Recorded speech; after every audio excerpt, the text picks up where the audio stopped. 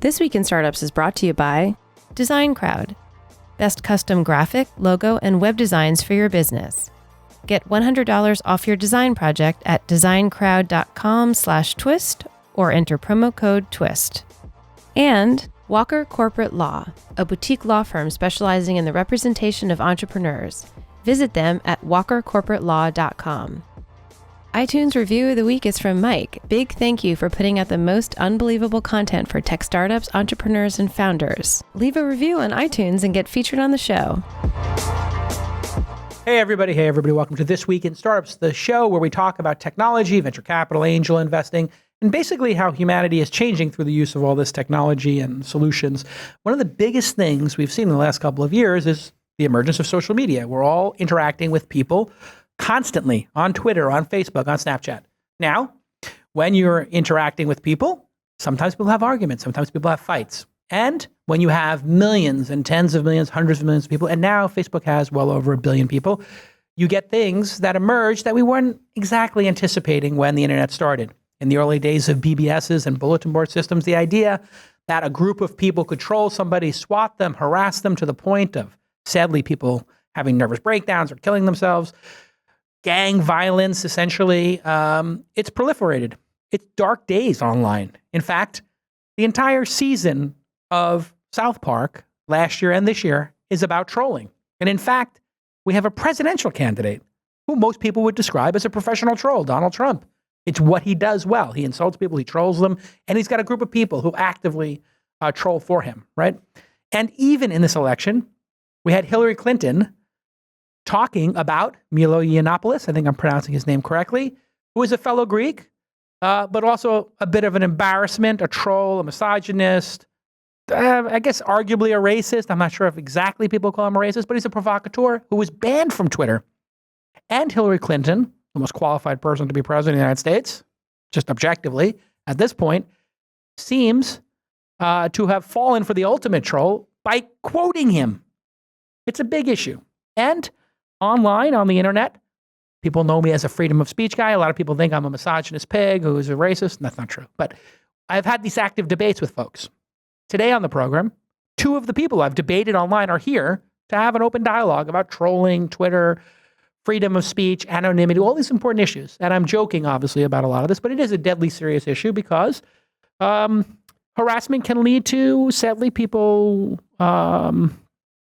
just forget about quality of life. I mean, there are people who have committed suicide and just horrible things have happened. So on the program today, Quinn Norton is with us. She is a writer who writes on the issue all the time. We've debated things actively on social media, but you haven't banned me.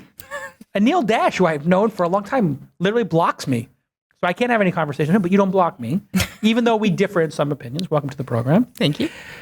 Kevin Marks is here. Kevin's one of my older friends from the industry. We've known each other for well over a decade, right? Yes, at least, yeah. You come to every event I do. I see you at every other event. You're known as being a technologist, a writer, a thinker. You've had a great career working on all kinds of different companies in the social space. So welcome to the program. You also have not, even though we disagree with each other, blocked me. Not yet, no. Not yet. But after this episode, the day's young. The day is young. So welcome to the program. So Quinn, let's start with this issue of Twitter and harassment on Twitter. One of my central beliefs, or just sort of where I'm coming from, is feels to me like Twitter's built a lot of tools, probably more tools than anybody around harassment. You can mute somebody, you can block somebody, but it is an anonymous platform.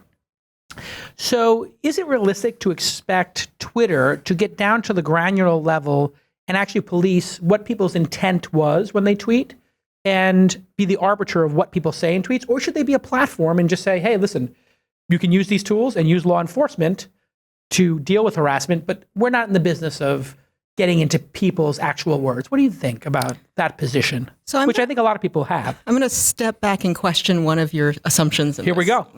Which is that anonymity, there is a fundamental assumption, and you see it all over the internet, but it is a data-free assumption that anonymity is an enabler of harassment. And since like the penny arcade days with the can I cuss on this show? You can cuss, yeah, sure. With the great internet fuckwad theory. Right. There's just been an assumption that people who are hiding their identity are going to behave badly. Right. But I would quote, the internet's great troll Weave in saying that anonymity is for shit posting, real names are for going to war. Got it. And I have undergone quite a bit of really nasty harassment in my time. I've been on the internet since 1992.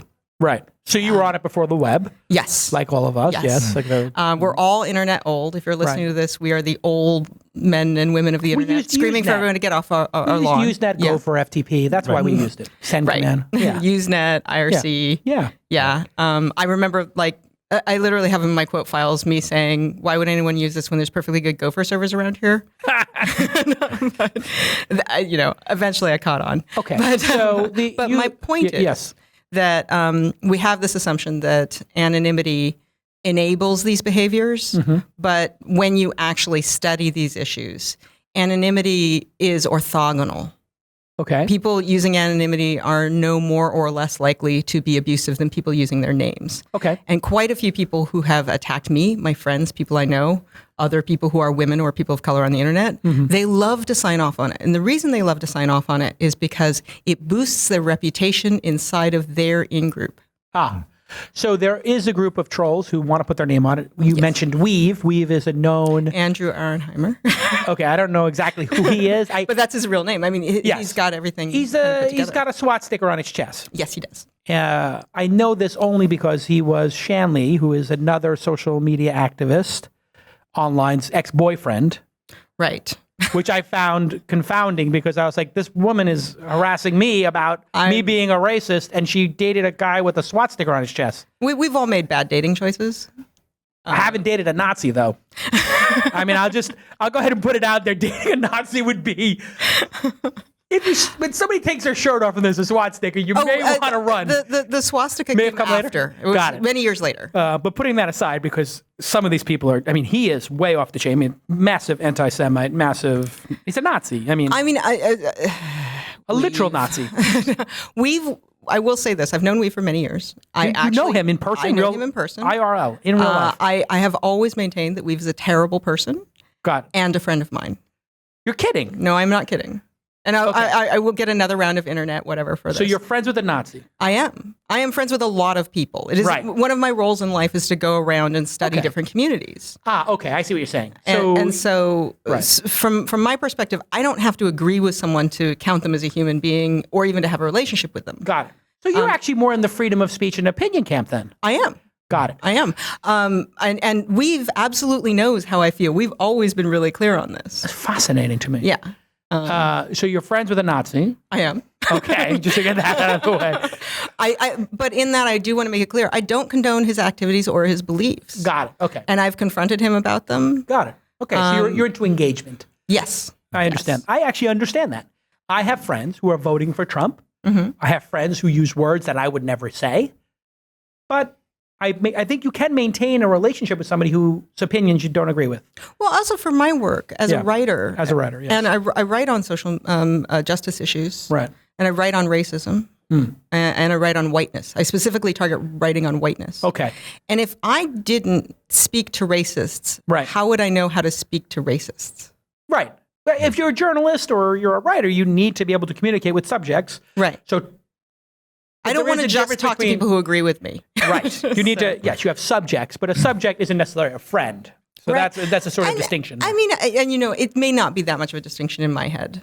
Like how I define friendship is kind of maybe wider than a lot of people do. I don't know. So anonymity doesn't necessarily remove harassment because there are people who are actively harass. And there are people who are using anonymity to do very good things.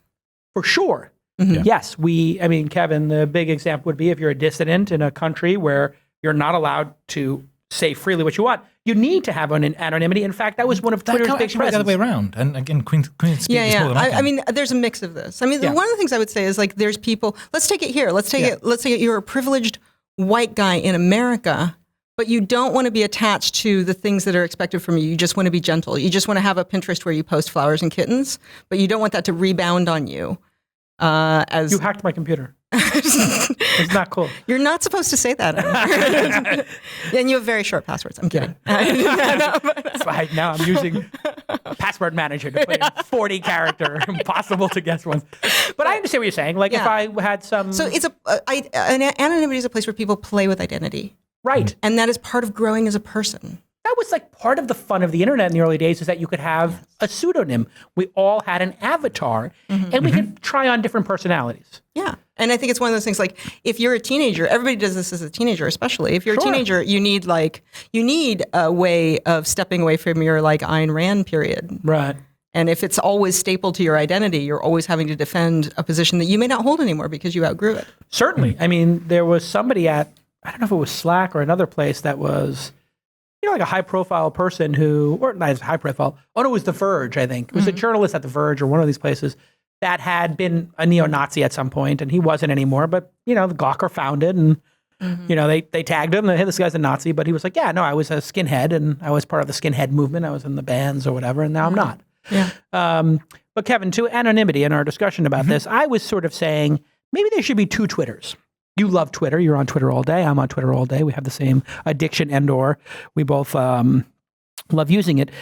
But wouldn't it be a great thing for Twitter to have maybe the verified world exist on one level and the anonymous one live on another, and people could pick between the two? Well, that's kind of what they've done at the moment. I mean, so actually, no, there should be a million Twitters. The point is that each person sees their own set of things that they would see. Sure.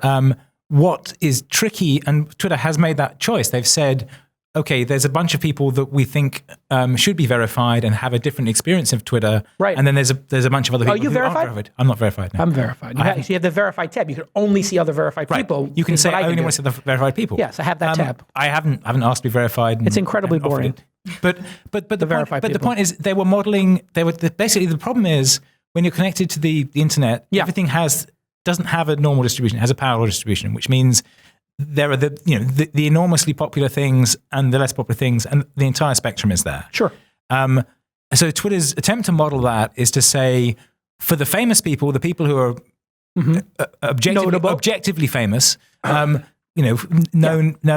from outside Twitter, we will mark them as verified, and therefore give them a journalist, an athlete, a TV personality. So somebody who can expect to get lots of responses to their tweets. But the problem is that isn't really how the world works.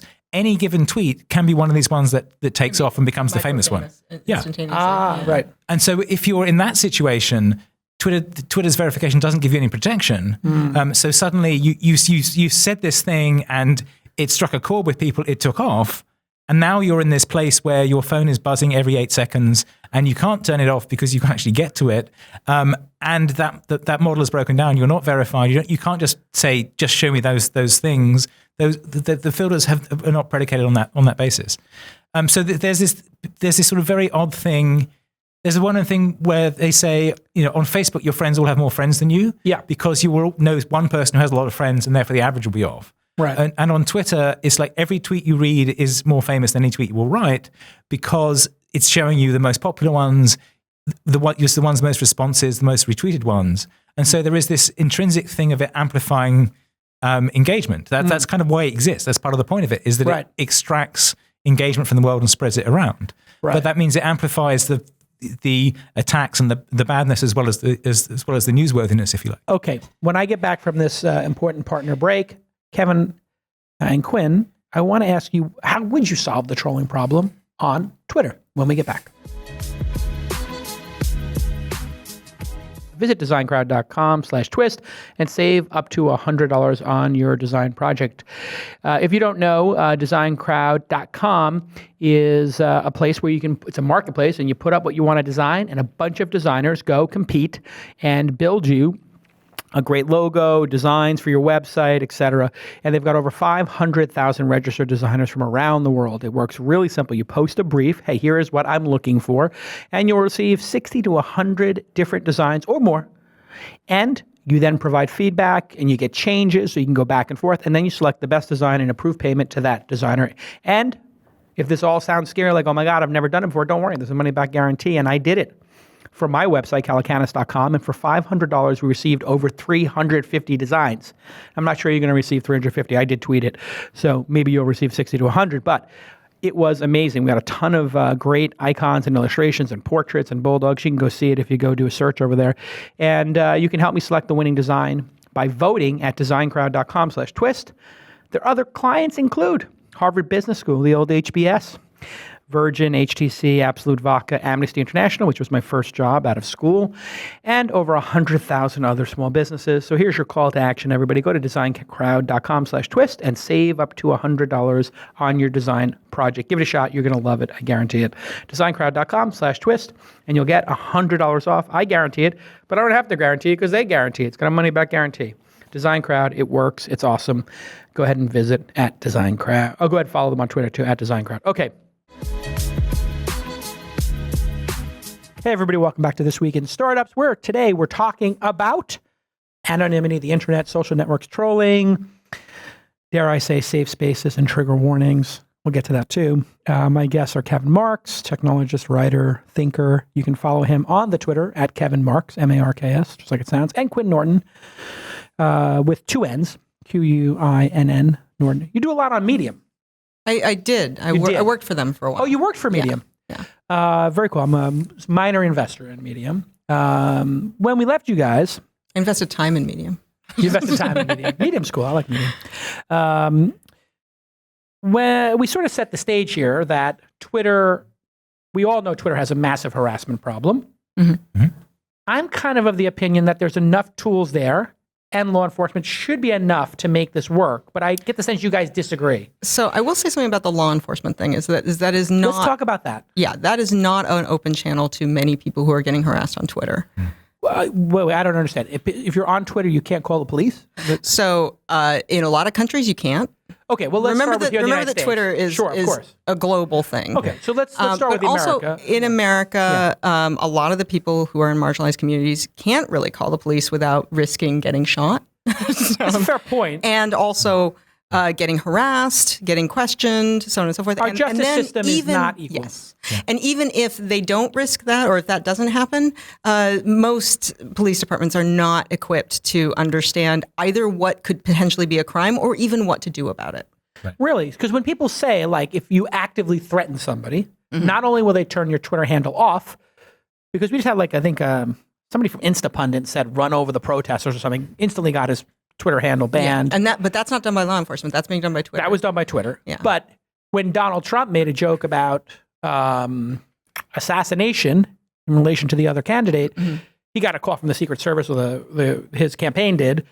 So, but that was a presidential candidate, in fairness. Also, to be fair, I've read this law. I've studied this kind of legal framework. Yeah. He never stepped over the line of what would be considered. He didn't. No, he did not. What is the line? Explain it, because I did look that up too, and I was wondering, like, if you suggest it. So yeah, if you say I would want this to happen, right? It's not actually a threat. I mean, essentially, it's an imminent threat.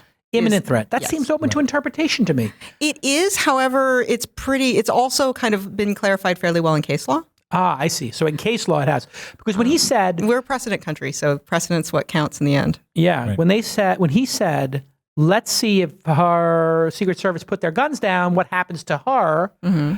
I thought he was suggesting, let's see if she gets assassinated. I think any reasonable person would have interpreted, let's see if they can defend her. Let's see if she'll get attacked. However, I think the oh man, the internet's going to have fun with me today. I think the legal defense interpretation is that he's speaking about her stance on guns. Right. Not actually suggesting someone, or actually even suggesting, but like ordering someone to assassinate her. Got it. Now, do I think that that's a terrible comment? I think almost everything Trump says is a terrible comment. No, but I mean, he does have a right to say it. Right. And this is where it gets very interesting. Like, parsing what the intent or the meaning was, this is where it's very hard to make a judgment call, I think. And our legal system is very, much more so than Europe or much of the rest of the world, is very like, we're going to be very accepting in what's allowed compared to a lot of other places. Right. To bring this back to Twitter, though, I think the more I think the key portion of our speech laws and Twitter and the things and the advantages that Twitter and other social media haven't taken is that while you have a right to say almost anything to me, you don't have a right for me to hear you. Yes. That's interesting. You don't have a right for anyone to listen to you. Because people can instantly block you or mute you. So there's that. But that's also reactive. That's too late. At that point, you've seen it. Twitter has this thing of saying, oh, you've said something abusive, we'll suspend your account until you take that away. But, okay, I'll take that away. She's already seen it. If I've said that abusive thing to her, she's already seen it and heard it and been scared by it. That's true. Making me retract it later doesn't actually subtract the speech. Right, yeah. And so part of the and question is... off that. Yeah. And people play off. So part of the point I was making, the thing that I read about this was that when Twitter started, all you saw by default was people you'd chosen to see. Yes. Then the at tab got added, but it was the second place you go to. It's not the main thing you look at. It's a side thing. And then it became the ads go straight to your inbox on your phone. They make the phone buzz, everything appears. And that changed the default dynamic of Twitter quite strongly. Defaults matter. And defaults matter a lot. Product design. And then the second thing that changed more recently was that they show the responses underneath the tweet now, which they didn't do for a long time. So that means not only is it shown to me, it's shown to anyone who reads my tweet. So it's become like if you remember blog comments and how bad they got at one point, because that was the default. And it works at small scale. It doesn't work when something takes off, because you will have 1,000 comments under there and people will gang up and decide to take those on, and it amplifies the rage and the anger. Well, I do want to make a point, and I think this is one of the real difficulties of social media and what Twitter is facing, is the same mechanics that allow trolls to pile on people. And at some point we should get to my defense of trolls. Yes. But is also the same thing that allows people who never had a voice in society to speak their truth to power. Right. That's the double-edged sword of anonymity. Yes. And all of the... Not even anonymity, just of being able to speak in public. Just of the right publication. Being able to occupy public space, and intellectual space. And one of the things that's really difficult for me, as somebody who's fielded a lot of death threats, a lot of real nasty stuff for many, many years. Right. Because I'm a woman on the internet and I'm an outspoken woman on the internet. And there will be more. I will get the threats of violence from this appearance. That will happen.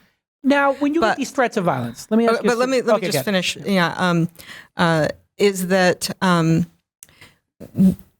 I've lost my. Well, anyway, while you regain your thought about that, I want to ask you a question also about the threats. Because, listen, I'm a public figure as well. I write. As a writer, we become public figures. We've opted into, hey, we're going to put our opinions out there, and we know that people are going to respond to them. Some people might say you're an idiot. Some people might say you're brilliant. Okay, fine. But it does cross the line when people threaten violence. I've had a couple stalkers. I had somebody threaten to punch me in the face, or said, like, I will punch you in the face next time I see you. To which I said, I actually called the person on the phone. They picked up, and I said, hey, it's Jason Calacanis. I said, oh. I said, you wrote this. Are you serious? Because I don't want to call the cops and tell them you threatened me, but I can't tell if you're joking or not. And if you do that, you know that some other person might actually just come up and punch me in the face, because they're mentally ill people. And they're like, yeah, I hate you, but I don't hate you that much. And I'll delete it. He took it off, basically. Right. So, and I've had a couple of stalker situations like that required calling, like law enforcement. Have you actually experienced legitimate threats, or like... And what I mean by legitimate is that I don't mean to downplay the other ones, but there are trolls who say things with anonymous accounts. But have you ever actually had like to call the police and have an intervention kind of thing like I've had? Or has it not reached that level? I tend not to call the police in general. I do keep a file of people that I can submit to conference organizers. That are potentially who have dangerous. Said things like, I want to beat you and rape you to death. It's kind of crazy. Repeatedly. I got that one repeatedly. From an actual person with their name on it. And their picture. Wow. See, that to me is fascinating, because that's actionable legally. It is. However, I also know what happens when you call the police and say this. I had another, about 13 years ago, I had another stalking that got pretty serious. Yeah. And was really like trying to take over my life, trying to like take over all this sort of stuff. And I contacted the local police where that person was, and it didn't work out. Weirdly, that person eventually went to jail because he started doing that to the police. Really? Yes. Which is, don't stalk the police. That's my advice to internet stalkers. Wow. But it didn't. Nothing could be done for me. That's interesting because when I had this happen, and maybe it's my male privilege. Well, it was also jurisdictional in my case. Yeah. So, in this case, I literally printed out the threat, FedExed it, and sent it by U.S. Postal Office with we have to sign. I forgot what they call that. Registered. Yeah. Yeah, the registry thing. Yeah. Sent it to Secret Service, FBI, the person's locations, police department, and my location. 4 different places, 2 times each. Got it all signed. Got phone calls. Person got a visit. Everything worked out. And then I also bought a firearm. Went to training. Took pictures of it. Posted my incredible grouping. I can put. You'll have us know. Put 6 bullets into a circle like you would not. I could literally put 6 bullets into a silver dollar pancake, and posted it to social media and said, like, I am getting really good with firearms. Both of those things stopped all nonsense immediately. But you didn't feel you should call the police when you were threatened in that level? I did call the police at one point. Okay. And that really did get me nowhere. Huh. And that's not an uncommon story. Really? And so what I've discovered since then is like working with social groups around this sort of thing, making sure that somebody's got my back. And that is more helpful than having good experience with a firearm, because when people know that you're backed up, they don't think about whether or not you have your firearm with you. Like, I can't carry it with me. Obviously. Yeah, exactly. Yeah. So, I mean, one of the things that I've dealt with is public attacks, like occasionally physical public attacks. You're kidding? No. That is a thing that's happened to me. See, I disagree with you on this, Quinn. I think if you become physically attacked or you have somebody who's literally threatening you with their real name, you need to document it, print it out, and send it to multiple and not take this. You said you made 1 phone call, right? You didn't. So here's the thing: is like I have actually accessed the police on several occasions. Oh, okay. And that has generally ended badly for me. Huh. So what do you mean by that? Like, I mean, like the police harassed me. The police harassed you? Yes, the police harassed me. They harassed the other person. At one point, I was assaulted by a police officer. You're kidding? No. And I didn't pursue that because, like, who do you call on the police? Justice Department, Attorney General. Yeah, well, right. I've also fought with the Justice Department, so I'm not going there. They're not going to be on your side. Yeah. Yeah. Well, so let me ask this, Kevin. What do you, just to bring you into the conversation a bit here, what do you think the solution is on Twitter specifically, and or is there a solution to Twitter solving harassment? There isn't a silver bullet solution. The solution is to consider the broader context of this and to say, what are the second order effects that we're having here, and what else is going on?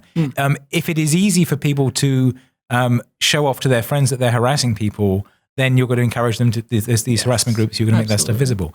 If by default everyone sees the abuse on your post, then that encourages that kind of behavior.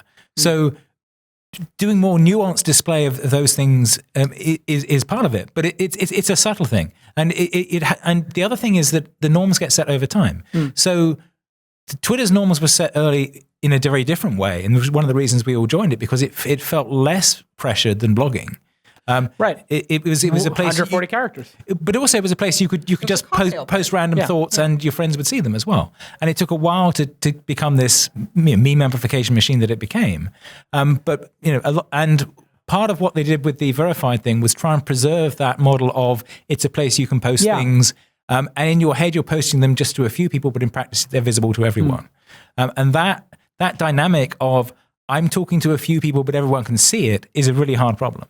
So you don't think there is a solution? I think there are solutions, but there's going to be subtle changes. There isn't a solution. Yeah. There's a series of adjusting tendencies and how things are shown to try and dampen some of the spreading effects of certain kinds of memes. There's definitely an architectural solution to a lot of these issues that we came up really early on the internet, and it gets re-implemented over and over again. And it's one of those things that I think we should probably think about how it applies to each new media that we engage with, which is the difference between moderated and unmoderated space. Got it. All right. When we get back from this final break, I want to talk about why people who are harassed choose to be on anonymous platforms. I don't know that that's a great decision to be on a platform that encourages anonymity if you are, in fact, somebody who's the target of abuse. It might be time to just delete your account when we get back on This Week in Startups. Let me just take a quick moment to tell all the startups listening that Scott Walker is an amazing attorney I know because a lot of my incubator companies and investments use Scott Walker, and we just had a discussion about law firms on our discussion, our secret discussion group, and people were talking about how much they love working with Scott Walker and the Walker Corporate Law Firm. They're a boutique law firm specializing in the representation of entrepreneurs and startups, and they encourage fixed fees.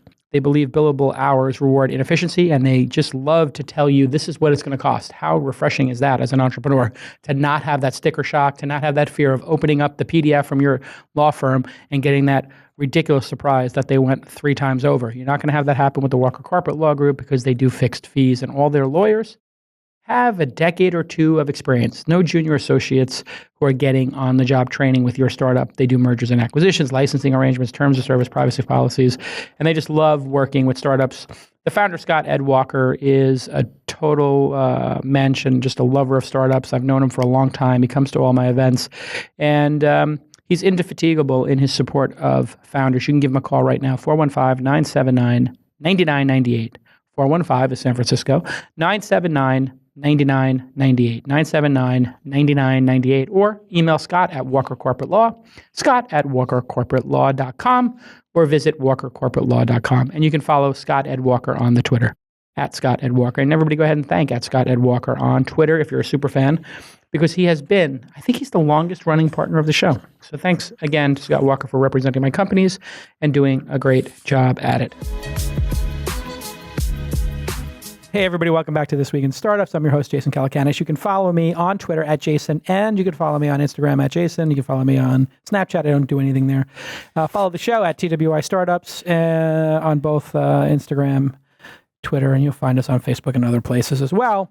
One thing I think is a little bit crazy is that people come to a platform that is anonymous, be it Reddit or Twitter. These are anonymous platforms. And putting aside criminal harassment, which I believe should be handled by law enforcement, not by a platform necessarily. They can ban you, but really law enforcement needs to get involved in those. As flawed as law enforcement is, it is the only solution or proper solution in my mind. But it does seem to me that some people cannot handle the brutalness of anonymous platforms. We have all been on the internet for a long time. Anonymous platforms get very vicious, very quick. It's Goodwin's law, right? Is that eventually somebody gets called Hitler, I think is the law. And eventually you're going to be called Hitler, no matter which platform you're on or who you are. I think Mother Teresa's been called Hitler a couple of times today. Why do people is it wise for somebody who doesn't want to mix it up or deal with this level of an anonymous troll saying, hey, Jason, you're a fat pig and whatever, shouldn't you just not join these platforms and opt out of them? Jason, delete your account. Delete my account. Thank you. Quinn, not the first time today that somebody has told me to delete my account.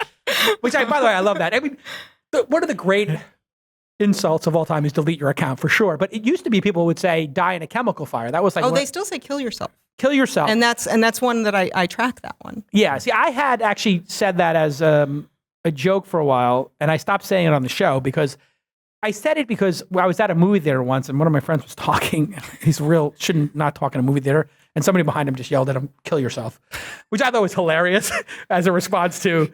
But literally, I had a fan on the show who's, I think his brother or his father had committed suicide. He said, I listened to the show, and now every time you say "kill yourself" to somebody who's abhorrent, I kind of think about my dad. It makes me sad. Yeah. Right. And I run him back, and I was like, you know what? Well, the reason I'm going to stop saying it because I'm from Brooklyn. We say kind of crass stuff. Yeah. But is that wrong to say to somebody you hate, kill yourself? The reason I track that is because it is part of, for me, I keep track of the fact that on social media, we don't have norms. Mm-hmm. We took 150 years or so to learn the norms of living in cities together. Yeah. The Great Urban Migration. We use things like if you go with like Goffman's idea of civil inattention, like the way we sit, the way we like don't acknowledge each other in ways that give us privacy in public. Right. When we're on a subway, we don't necessarily stare at each other. And if we're in a cafe, we don't jump in the middle of a table and go, I have an opinion. But right. we do that on Twitter. And a lot of that is because we don't know how to behave on Twitter. Right. And that's because it's brand new. I mean, we moved on to the internet in the last 20 years. Right. So it's like everybody, all the country bumpkins moved to a big city at once. Yeah. And no one knows how to cross norms. the street. Like, okay. So if you know that, but to answer your initial question, yes, because I want to tell you how deeply wrong you are right now, is that these platforms are allowing people to reach out to groups that never had a voice, never had a way of connecting. That's tremendously valuable. I mean, that's why we've seen things like Black Lives Matter coming out of social media, because these were people who, for hundreds of years, there were explicit structures keeping these people from organizing and getting together and sharing each other's needs. And one of the things we've seen from Black Lives Matter, the Arab Spring, and so on and so forth, is people who, they knew that this horrible thing was happening to them. Maybe they knew that this horrible thing was happening to other people, but they didn't know. There's something different happens when you know that the other people know and they know that you know. Yes. So why don't people who are being harassed use, if they know they're going to be harassed and it could become in real life? And by the way, I think it's actually a very good point you make about Black Lives Matter, because it's not the invention of the cell phone and camera and social media that's resulted in cops killing black people who are not armed. Us finding out about it. Yeah, it's a result of everybody's got a mobile news truck in their pocket. Like Rodney King was because... That was my coming of age. Yeah, it was like Rodney King happened because people had cheap digital cameras that were huge over your shoulder. Analog cameras. That was a tape camera, right? So it wasn't even a DV camera, but it was an analog VHS. It was the invention of a VHS camera, I guess, that did that. Yeah. And now we just happen to see Rodney King every week, sadly, or worse. So I think it's actually a very good point. But why don't those people, Quinn, if they know that they're targets of harassment or they have a different benchmark than maybe you and I mean, you have a very thick skin, I have a very thick skin, why don't they become anonymous? And then they could just, if they're getting harassed too much, nobody knows who they are. And they could just, if they get mega harassed, they could just change their anonymous handle. So, I mean, one of the things... Isn't that a solution? No. Really? Why not? Because you just said that's the solution. That's why anonymity is important in the other part of the conversation. I get to talk. Okay, go ahead. Yes, I want to hear it. Yes. One of the things is it's like this thing that just happened with the Wall Street Journal thing where a VC was saying if women want more opportunities, they should just use their initials. And I'm just like, no, me being invisible does not answer the problem of me being invisible. For sure. It's like, oh, I'm being harassed. And so I've had a lifelong quest, and it's probably up the amount of harassment and literally the amount of public beatings I've had. I've had a lifelong quest to occupy public space. Right. I'm not going to be in the kitchen. I'm going to be out in the world. You're not going to be bullied. And the only way that you get past the bullying, whether it's individual or societal level, is by confronting the bullies. And that's what we're doing. So I respect you for that, actually. I'm in the same camp. My point is, if you know it's an anonymous platform where people can anonymously harass, you don't know that with Twitter? So the thing is, it's pseudonymous. It's not anonymous.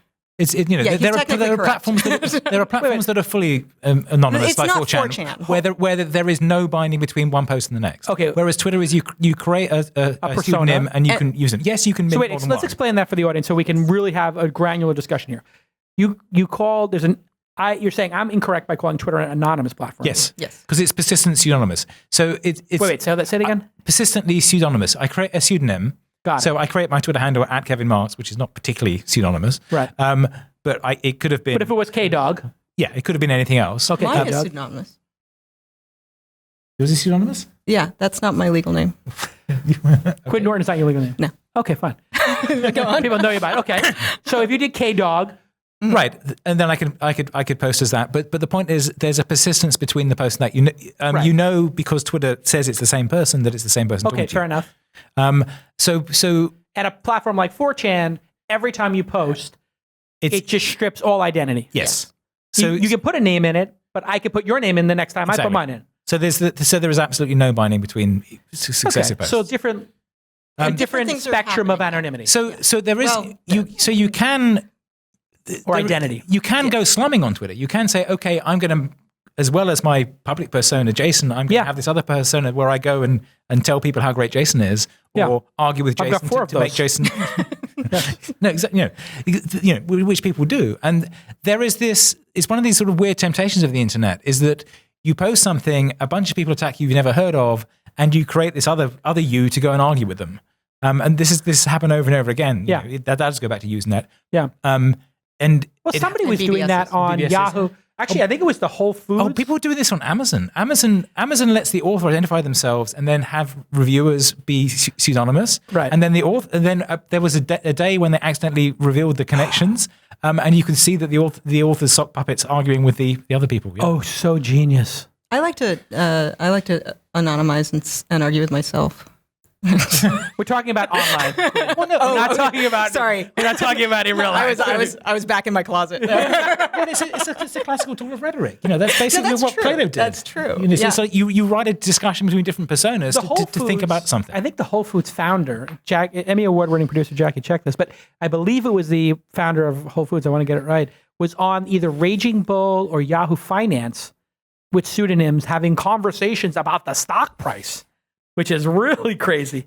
Yeah, that sounds give you trouble. So, yes, you could have That is a felony. I think it's a felony. I don't know if it ever got prosecuted. So on Twitter, you have this. You could either be anonymous and burn your accounts. I guess that would give you anonymity, or you could be pseudo-anonymous on a spectrum where you have your past tweets.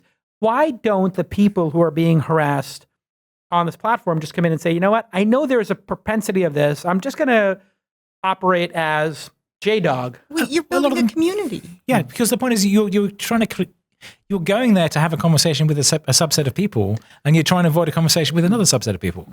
And the problem is, because of this amplification effect, anything you say can bridge between one and the other, and suddenly you're in this space where it's like, that wasn't what I came here for. That wasn't the public I was addressing, and now I've got to. I thought I was talking to 20 friends, and suddenly I'm standing in the center of town shouting. So why don't these people? Let me ask this question then: if Twitter is such a failure in handling, I wouldn't say Twitter is a failure. Twitter is a failure in handling harassment. Do you think Twitter is a failure of handling harassment? I think Twitter is a success in that is replicating a model of the internet that we had when we had the blogosphere, and we lost chunks of that. Sure. As things got more locked down, and Twitter's DNA is to preserve that, is to do the free speech thing that Quinn was saying, but it hasn't kept up with the patterns of abuse and the things that people have worked against it with. So is it a success or a failure at it? Okay, so I think it's too soon to say. Okay. And one of the reasons I think that especially is that what I think Twitter is it's the poster child for the social problems of the 21st century. Okay. And these are big problems. And they're going to crop up over and over again, because as different people get voices in different forums, they don't know how to talk, or they don't know how to or they're trying to accomplish something else. And this, again, I like to go back to the benefits of moderated spaces, the benefits of making sure that amplification can't happen past a certain point. That's an interesting point, Quinn. What does that mean? Amplification beyond a certain point can't happen. Explain that. So this is an interesting thing, is at what level of, if I can retweet something, maybe there's a utility later in being able to unretweet something, essentially vote against its amplification. Got it. And for my own tweet. So I tweet something and or gets for something that if something comes into my feed and I'm like, no bad, that's a signal I can send to the system. Yes. Like a downvote. Yeah. Essentially. Yeah, very much like a downvote. But a lot of this is very early days. And I hate to defend social media companies, but I end up doing it a lot because these are very hard problems. They're NP hard problems, right? You're not going to be able to solve them algorithmically. And a lot of the solutions, even things like downvoting, are ones where a tech savvy, often you'll find a tech-savvy, racist, sexist audience that is able to use these things to silence traditional marginalized. I've had it happen to me with the social justice warriors. They put me on a group blocking list. I really once you say social justice warriors, I have to stop you and say, why? Because that codes for something that is not good to code for. Really? I think it's somebody who is Wait. Why is it not good to code for? I have this. So you're against what do you call justice? the people? No, I'm pro social justice. Are you pro people devoting their lives to trying to increase social justice? Well, I work for Amnesty International. Okay. I'm. It sounds kind of social justice warrior to me. Right. So why are you adopting that epithet? Well, because that you're taking from. Here's the label. 4chan. Well, I don't know where the origin of it. 4chan. Okay, great. So 4chan, anonymous 12-year-olds. Be very careful where you look at the sources of your language. So if you want to figure out how they're working. The people who the Shanleys of the world who just violently attacked me. Mm-hmm. Which I didn't really care. So verbally attacked you. Yes, verbally. I actually don't like. Shanley started out writing long essays about how this worked. Yeah. And ended up responding in kind because she spent her entire days being abused like that, and at some point she decided to be abusive. Why do I have to be the only one who's being polite? So she's abusive. Yeah, I mean, she's for no reason that I can define just refers to me as trash. Yeah, no. And, so anyway, that's what I refer to as the social justice movement, is people who are illogically, pathologically... Yeah, you're basically saying... Well, I have trolls over here and social justice warriors over here. What should I call the people like Shanley? I would call, if somebody's literally attacking people online, I would call them trolls. Okay, so Shanley's just a troll too. It's just the other side of the spectrum. You have You have a range of trolls. You have a range of trolls. You got Milo Yiannopoulos over here. You got Shanley over here. And I think it's worthwhile to note that their methods are sometimes similar. They're exactly the same. Well, I would not go that far. Exactly the same. There's a lot of differences in what they do. Okay. But, I wouldn't put people who are yelling at people online into the lineage of Gandhi and Martin Luther King. Please don't do that. I don't disagree with you. So that's why, when I hear social justice warrior, I'm like, let's take a step back and own that there's a huge history here. It's a great history. Social justice is important. Social justice is amazing. Of course. I mean, our country is kind of founded on social justice. And it's it's also founded on social and, injustice. I mean, but we kind of got it right at a certain point, right? I mean, we did say, we're going to get away from these regimes. One of the problems when we talk about policing. Yeah. And this is why I really push people towards learning more history, especially in tech. Yeah. Because we have this kind of we were just born last Thursday mindset. When we talk about policing and why you have a better time calling the police than me or a person of color or something like that, it's worthwhile to note that policing in America began as slave patrols. And it was about keeping black people out of public space. Now, you can see how that maps to right now. You think it actually matters? You think the person who's a cop today is thinking about that? They probably don't know that. No. Here's the thing. It's like, if you don't study history, it passes into you as culture. Yeah, so they're not thinking about it is the point. Right, yeah. Their default behavior is very different. The default behaviors go all the way back.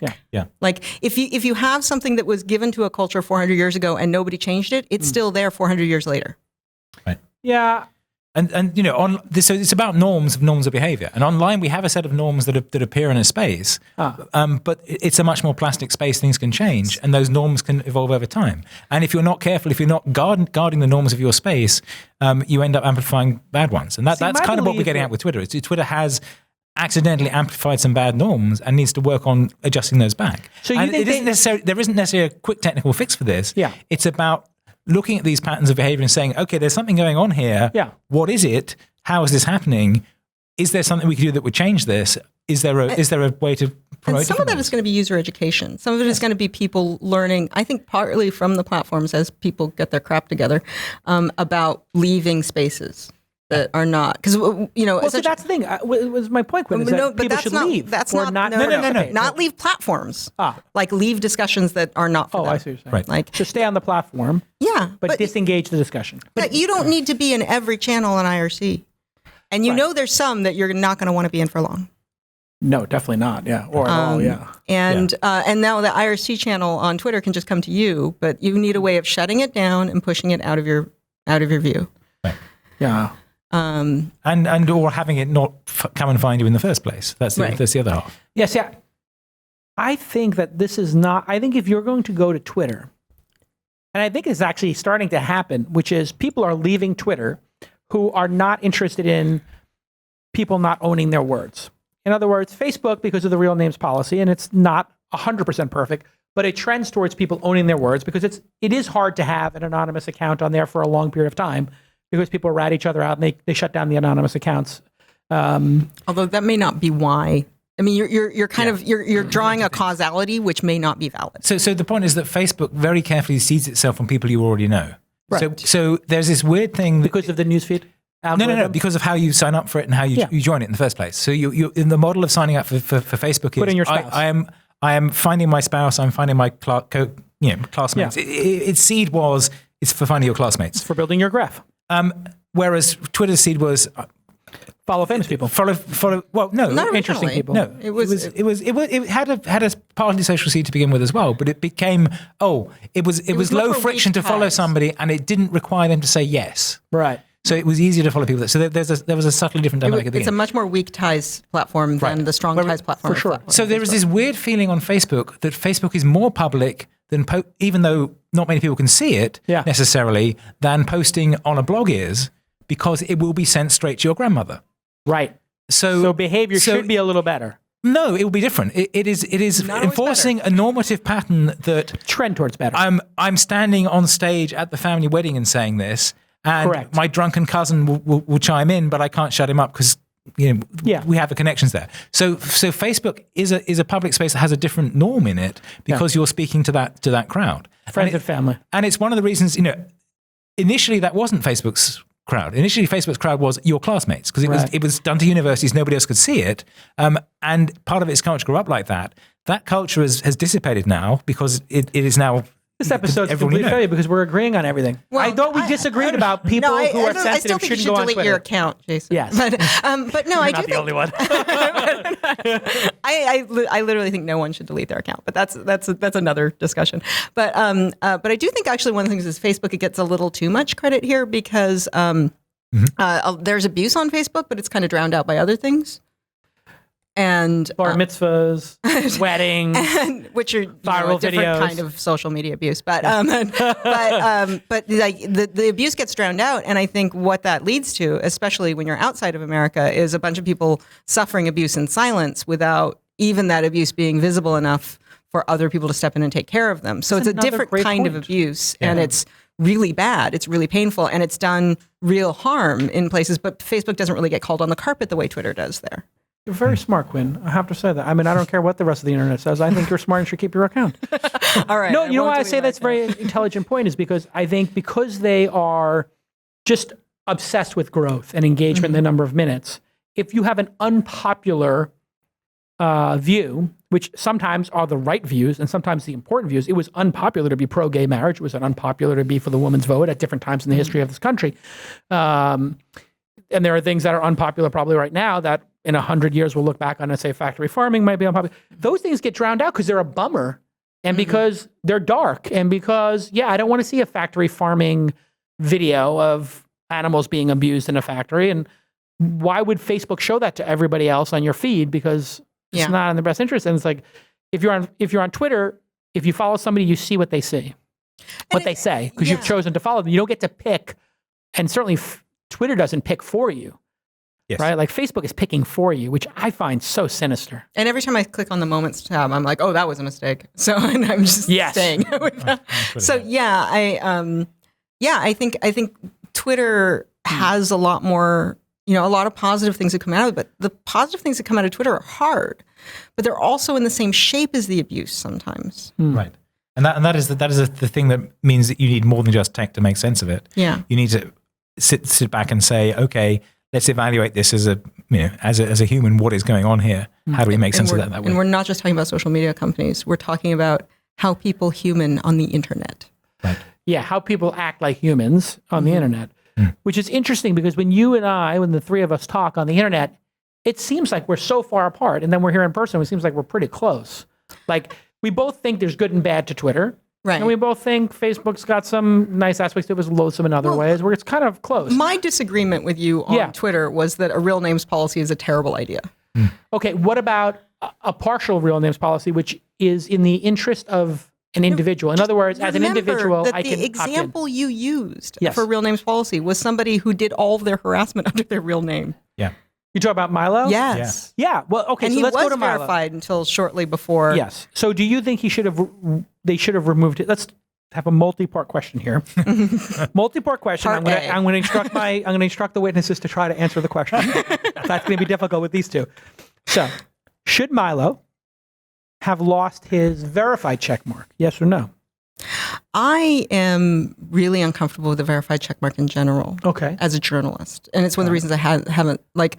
Verified has this kind of interesting role as being like a pat on the head from Twitter. Yes. Which, as a journalist, especially a journalist that covers some of these things, I feel in conflict. Like, I feel like it's the anointing by Twitter. They've anointed you and to I, be. as a journalist, feel like we in journalism should be questioning whether this thing is something that we should be accepting from a company.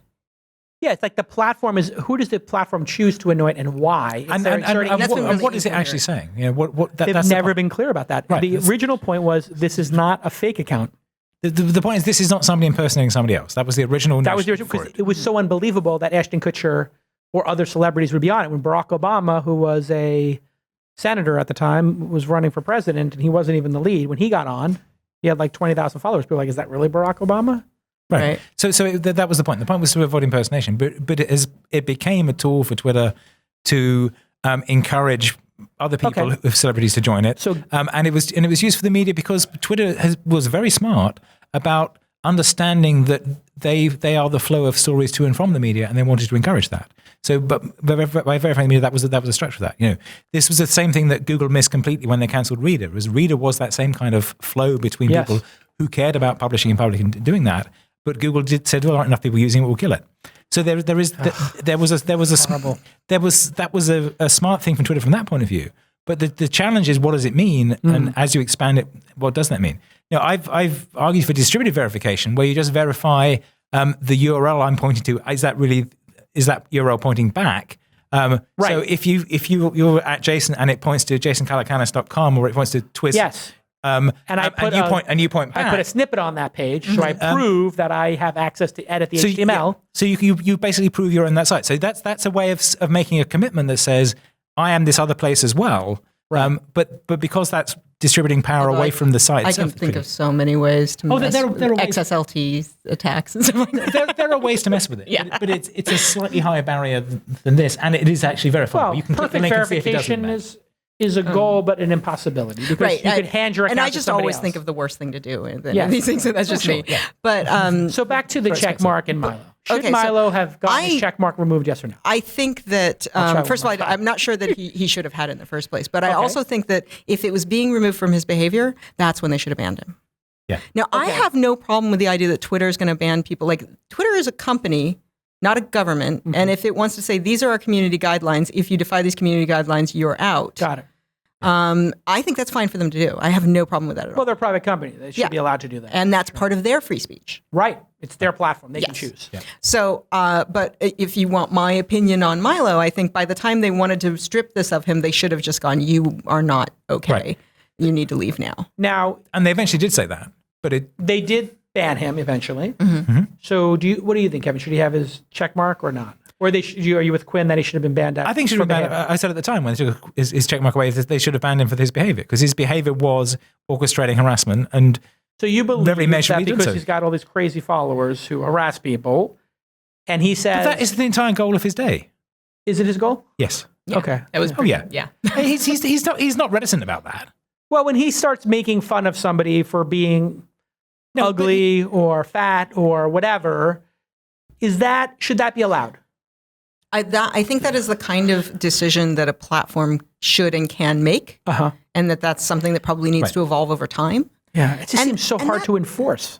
And it is. Yeah. And it's one of those things where... This is what we talk about moderation. I mean, this is, can Twitter moderate the whole of Twitter? No, it probably can't. Can it find some egregious examples and say, this is a bad thing, we should get rid of this? Yes, it can. Huh. And it can also recruit from the community as well. I think there's a lot to be done. A lot of moderation. You see this a little bit with Reddit, and to different varying levels of success, but I think it's pointing in the right direction, is that communities have methods of taking care of themselves. Right. And enabling them to have tools. Like, one of the things that I've wanted for ages, what I would love to see is like the hashtags that are used by Black activists be moderated hashtags, because that is a group of people who can pull together and figure out who should be in that group. So it'd be kind of hard to do that with hashtags because it's already been open to all. But I mean, but you can make a new one, which is a private hashtag, like an exclamation point something, like they did $. I don't know if private would be, or a group, a moderated group. So if I create exclamation point, either people who are in the group had to approve a tweet before, or I like that idea if you're in the group, and then you could have something where Black activists would not constantly be having to fight to keep their hashtags free of abuse, which is amazingly prevalent. Right. Or it could be that hashtag hijacking. What you see when you go to the hashtag isn't necessarily the entire flow. I actually have an idea. You should do hashtag BLM, like Black Lives Matter, and you should be able to create your own groups, like you're saying. It's a good idea. I think it would be, if you had hashtag, although in my mind, for some reason, I like $, and it's probably because I used to do Perl. But it's taken. They use it for what do you call it? They use that for stocks. Yeah. Yeah, if you do $AAPL, it's just blatantly money. I don't even know. You can tell where my financial life is. Yeah. But something else like, and actually like assemble a group of like 20 people. And so that you've got that there's people to cover this moderated space. And it means that you're asking the users to organize. And there's an exchange between the platform and the users there where people are just like committing to it. Yeah. So it's closer to an IRC channel model in effect. You can create public them, IRC. but then once you get hold of them, you can decide who's admin, who's voice. I'm looking forward to taking over Black Twitter hashtags and net splits. There's a joke for really old people. No, yeah, I mean, I think, but remember, IRC didn't really start with that model. That was an adaptive model. Yeah, that's true. That was responding to the need for moderated space. Yes, that's true. No, so I think that's a fair point. I mean, Jaiku, talking about old things, Jaiku, which was founded right at the same time as Twitter, but got bought by Google and killed, had a hashtag model before Twitter did that was explicitly channels and did work in that way. And because it was built by a guy who studied sociology and thought about these things. Yeah. So it is something that you could construct. It would be a new thing. And that's something you can build on top of Twitter. And probably, that may be what Moments turns into. They've just said other people can create moments than us. They just said that. They just said that yesterday. The Moments tab. But they haven't actually shipped it yet. So that may be that you can create your Black Lives Matter moment and decide what's in it today. There might be an answer. But the broader point is you've got to give people a bit more ability to control the space that they're in. Mm-hmm. And one of the reasons that you feel vulnerable on Twitter is that you don't feel in control of your own timeline, because whatever you post will have responses from other people on it, and there's no real way of managing who's in that and who isn't. Like the real world. Well, no, because the real world, we have lots of spaces we can manage who they're in it. I know, but it's sort of like being in a public square. There's a big difference between being in this studio and trying to do this in the, downstairs and in the middle of the street. Yes, we've opted into a private space. A safe space. Well, a moderated space. A moderated space. Yeah. I kind of feel like me moderating left the station about 2 minutes in. But delete your account. Delete your account, please. It does, but I mean, I get back to the central point where I kind of feel like Twitter's made the most sophisticated blocking and muting tools ever. I've never seen a platform with this level of granularity of being able to mute versus block and use a pseudonym. It just seems like there's enough, but I guess clearly for some people there's a not. Are they going to have to actively police people's specific Here's tweets what and I words? want Twitter to do. Yeah. In my heart of hearts, if you make me queen of the universe and I get to tell Twitter or how about just CEO of Twitter? Yeah. What I want Twitter to do, I want them to take some of their money and I want them to find the next Erving Goffman and fund that person to do research on what the internet looks like for real. Who are we referring to? I'm sorry. So he was a major sociologist of the 20th century who studied how people interact in cities. Got it.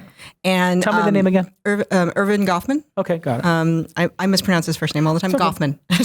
Two F's. For the people at home. If I don't know it, they may not know it. Yeah.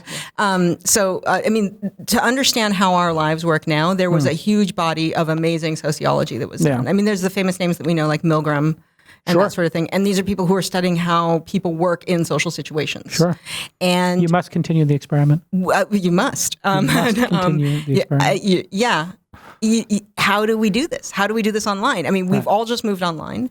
We don't have any data. So to some degree, I am aware that while I'm sitting here pontificating, and pontificating is literally my job, I have to pull all of it out of my butt. This is fresh from my butt. Yeah. Because there's no data. Yeah. And until somebody funds the research, there won't be data.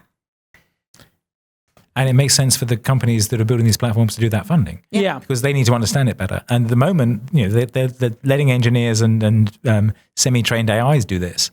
And that means that we're building bad models. It does seem that Jack, in his reign at Twitter, his recent reign, is, I didn't say good or bad, he's the God King now. And he's really gotten into, before him, they weren't as, I would say, activist in their approach. He seems very activist because he's out marching with Black Lives Matter. Black Lives Matter is like a central theme of the Moments tab. Like, it seems like social justice is a big part of Twitter's push now, and he is actively policing. I think that has been there all along. I mean, the early it does feel more active though. The early Twitter built by that may be you noticing it. Yeah. How things move into your sphere is interesting. Yeah. The tools that Blaine and Rabel and Jack built originally were informed by activism because Blaine and Rabel were activists and spent a bunch of time doing that kind of organizing. Yeah. So the subtler pieces there were there to begin with. And Twitter has had this free speech thing that was set early on, where the free speech party the free speech party is what they said. But they've also done some subtle structural things. So there was talk this week about banning a journalist in Turkey. Now, there's a thing, Twitter has it set up so that they can ban somebody in one country and not in another.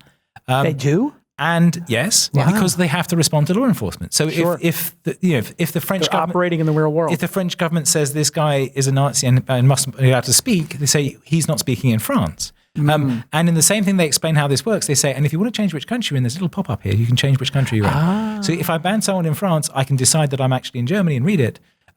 Fascinating. So they more have user tools. There's a bunch of have thought about this stuff. Yeah. It's complicated because dealing with the world is complicated. But we're saying, build on that, do more, and fund sociologists and anthropologists to help make sense of this and publish about it. That's a big chunk of this. And I do think, two of the people who have spent a lot of time studying trolls are me and Biela Coleman. Mm-hmm. And we have, we know a lot of trolls and we know a lot about trolls. And it's one of the reasons I have horrible friends. Yeah. I like to point out occasionally that I have even worse friends than the people who people think are my worst friends. Yeah. But partly that's because I want to understand this community and I want to understand what motivates people. What does motivate them? There's a lot of different. What motivates a guy like Weave or a guy like Milo? Okay, so interestingly, because they couldn't be more different, right? I do. Or Shanley, they seem like very different people. I don't know Shanley. Okay, so I want to kind of leave that out of it. I don't. You also don't want to get into on her radar, I bet. I'm on her radar, and I just don't really understand her radar very well, so I don't really want to. I don't really want to comment on it. There's a lot of things that she complains about that I totally get. I don't feel comfortable with her methods. Yeah, I don't know that anybody's very comfortable with attacking people brutally. Like this is, and I like to say I like to kind of not say that a lot of the stuff that happens on Twitter is violence, because I have been beaten and it's worse than getting yelled at Twitter. So yeah, I do think that's an interesting, that's an important distinction to make. That abuse, there's different levels of abuse. But you're walking into characterizing it as violence when it's directed as you, in effect. Well, I mean, I think there's violent speech, which is the classic. There's abusive speech, right? Yeah. Sure, there's abusive speech, but you're saying things like brutal, attack, assault, and so on. Yeah. When you're describing Shanley, you didn't say that to the same amount when you were describing Milo. And that's Milo hasn't attacked me. So that's a totally natural response to one's individual experience. Yeah. But there's also a point of pushing back on that and trying to generalize. Yeah. Delete everyone's account. Anyway. But I really don't care. People can say anything they want. No words really going to hurt me. But that depends on whether or not they've attached a picture of your house to the message. But you want to jump the fence? There's a Ruger 100 waiting for you. Anyway, don't jump his fence. Just let it go. Let it go. Don't hack his Tesla. Find a different fence. You'll quickly be jumping back over it. It's not going to be pretty. Let's not make a challenge for anyone. Let's just all stay peacefully in our own camps and not jump any fences. But I do feel like what is what's motivating? Yeah, so one of the things that motivates trolls is I think there's a spectrum of positive and negative motivations. Okay. One of the things that motivates trolls is pointing out hypocrisies. Sure. And kind of making people accountable without necessarily the tools of violent power to do that. Like court systems. Court systems are tools of violent power. Court systems are tools of violent power. Yeah. Men with guns. Eventually, it comes down to having a law enforcement thing that has it's the legitimate monopoly on violence. This is like the philosophical underpinnings of how we do things. Getting a judgment against you is a physical underpinning of violence. It's backed up by men with guns. Legitimate. I see. Because the government's the legitimate behind it monopoly eventually. on violence is what we refer to it as. Right. It's the philosophical term for it. Like there's one group of people empowered to go get you with a gun if you aren't obeying the law. And we choose as a democracy that these people should have the guns. Sure. We've all bought into police. Right. Like if whether or not it's working, whether or not it's working is a separate question than the shape of the system we've adopted. So that's the system. The state monopoly on violence is the system we've adopted. Yeah. And then other people are kind of coming in, not using that system, but to create accountability through tense conversation.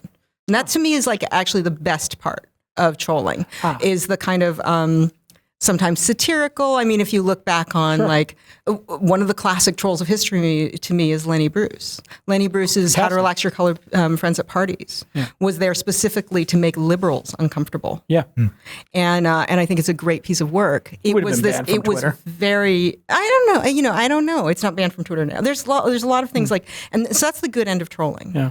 And then at the, kind of in the middle of trolling, and these are very broad generalities. Sure. If we had a whole nother few hours. But nice. at the middle of trolling, there's a lot of people who are like, okay, this isn't real life, and the fact that I'm affecting things is ridiculous, and I'm going to point out how ridiculous that is. The absurdists. The absurdists. Yeah. Yes. The King Ortic, I think, is the account that brought down 4 planes by just jumping onto Twitter and saying, "I've put a bomb on these planes." What? That happened a little while ago. Yeah. It was just a guy opened an account, just tweeted out that there were bombs on these planes, And the 4 planes landed. and they had to ground the planes. Right? Oh my God. And essentially the point he, she, it, whatever was making was that the fact that you can do this on Twitter is ridiculous. And in fact, I talked to that person when they were still on there before the Twitter account was shut down. And I was like, so I was looking at what you're doing here, and you could create a bot that would just slowly iterate through all flights and constantly threaten them. Yeah. And that person said back to me, yeah, that's a lot of work though. Yeah. But it was that was the point, was to go, the fact that the Speech Act can change the way flights work is so ridiculous, I had to do it. Yes. And so that's kind of a middle The guy who range. tried to kiss Kim Kardashian's butt yesterday. I missed that. He's like an absurdist. In a way, actually, Sacha Baron Cohen, who does Barat and those kind of things, is an absurdist as well. He's interviewing people, pretending to be a racist from wherever. And that's showing the contradictions and the hypocrisies. Sure. Yeah. He's got some higher form, and he's funny. Yeah. So in a lot of ways, if you're funny, you can get away with a little bit of that. And the reason for that is that if you're funny, and I, a billion years ago in another life, I did do stand-up comedy. And I think there's a validity to that, because if you're funny, you get under people's skin and you can speak to them in a way that you can't. Yeah. With just, if I'm going to sit here and lecture at you. So I think there is social good you can do by putting that stuff into humor, especially in the U.S. culture. And then who's at the other end of the spectrum? And at the other end of the spectrum is, I think, people who see this as a path to power, like interpersonal power. And whether they're, whether they just feel disempowered in their life, or the very, very diminishingly small number of people who are congenital sociopaths. Okay, so there are some number of mentally ill people who we should have sympathy for, but they're acting out. Yes. And the internet is their way to act out. Yeah. And so, and that's an extremely small number of people. People tend to put a lot more people in the sociopath box than belong there. Or it could be just some light mental illness. It could be some spectrum of mental illness over there, right? Well, that, and frankly, one of the things I like to point out when people are like, this person is acting like a 13-year-old boy, I was like, okay, you're on the internet now. That could just be a 13-year-old boy. Right. Well, that's my main point, is I think a lot of the trolling is these 13-year-old boys or, 40-year-old boys who are just trying to relive their youth and do this to get a rise out of people. But the absurdists are an interesting group. But that's not an absurdist. I think a lot of that has to do with just feeling like desperate. Well, they don't have a place in society. Right. And don't know where they belong, and don't know what makes them Sad. a person. And it's sad, but it's not sad in a kind of, we should continue to dismiss people kind of way. It's sad in a kind of like, why isn't society working for those people? Well, why is this the only normative group they can find? It's people who are gathering together to attack other people. Well, That's the lone wolf syndrome with ISIS is a similar kind of thing. You have people who feel completely disenfranchised. They don't feel like they're part of any group, and then some of them are mentally ill, and then they get attached to a group that tells them they're important. I don't even think it's necessarily that in a lot of cases. I think one of the things that is really disturbing, we have epidemiological data. It has been studied that when the media covers suicides in a certain way, it propagates suicides. Induced suicide. With these shootings, I just see that. Yeah. I just see suicides. A friend of mine said at one point, beneath every suicide bombing is a suicide. That's interesting. Yeah. And I do think that when you have this amazing amount of media around, if you feel like the world has made you out to be the bad guy, and you're the worst person, and you just hate yourself, or everything's gone wrong in your life, and you decide to end it all because you're the bad guy, the obvious natural thing to do in the U.S. is declare yourself for ISIS, whether or not you see anything about the worst whether or not guys ever.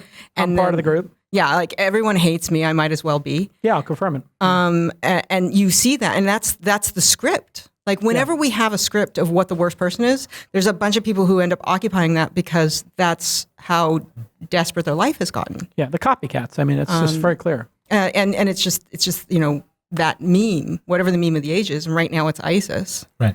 And then you just go suicide by cop. which is one of the most reliable forms of suicide. Columbine, it was Nazis. They dressed up as Nazis, and so that's what they were doing, right? I don't remember that about Columbine, but it's been a while. Oh, the Columbine guys were, those. But Nazis is a natural one. It was Hitler's birthday. They signified. Because they're feeling terrible about themselves. That was the place that they went for the baddest person in the world. So if you feel like everyone's rejected you, you must be the worst thing. If you don't flip that script, if somebody says you're a piece of trash, you're a terrorist, you're a bad thing or whatever, eventually you're like, sure, whatever. I'll go out, I'll go out reliably in a blaze of glory. Yeah, go out with a bang.